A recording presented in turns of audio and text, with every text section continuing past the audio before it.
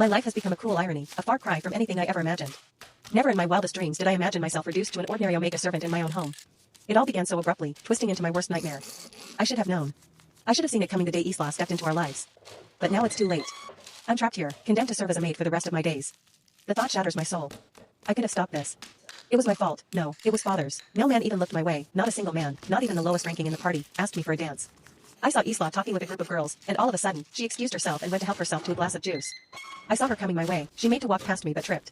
She didn't lose her balance and fall. Hump, I gulped in shock as the whole contents of the glass she was holding came pouring down on me. Oops. My bad, she said, eyeing me scornfully.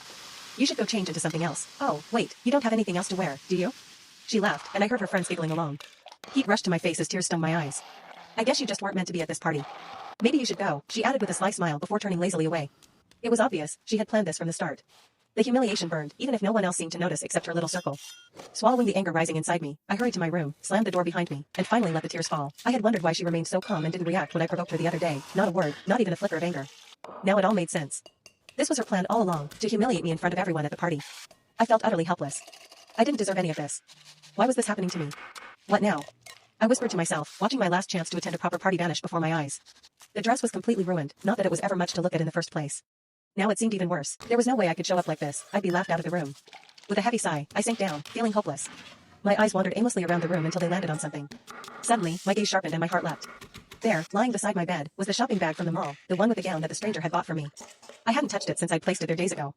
A spark of hope returned as I stood and walked toward it. I couldn't help but feel a wave of gratitude toward that mysterious stranger, whatever he was. He had just saved me from utter humiliation.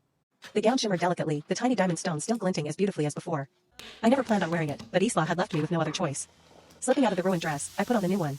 It fit perfectly, hugging my curves in all the right places. Made of luxurious fabric with long sleeves, it looked expensive yet elegantly understated. Without a dressing mirror, I couldn't see how it looked on me, but I could feel its quality. I let my hair down and brushed it gently. Then, I picked up the sapphire necklace my father had given me for the party.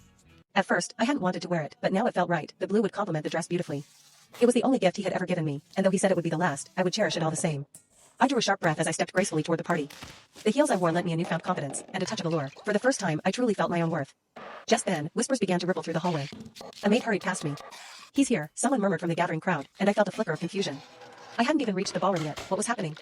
A sudden cry pierced the air. It's Prince Zane. My eyes widened. He actually came? The air seemed to crackle with certainty. Why was everyone in such a frenzy? Just who was he? I needed to see him for myself, to understand why he was treated like some kind of demigod. I entered the ballroom, my gaze sweeping across the glittering scene until our eyes locked. My breath caught. I stood speechless, stunned. It felt like a dream, a trick of the light. What? How can this be? It was him. The stranger who bought me the dress.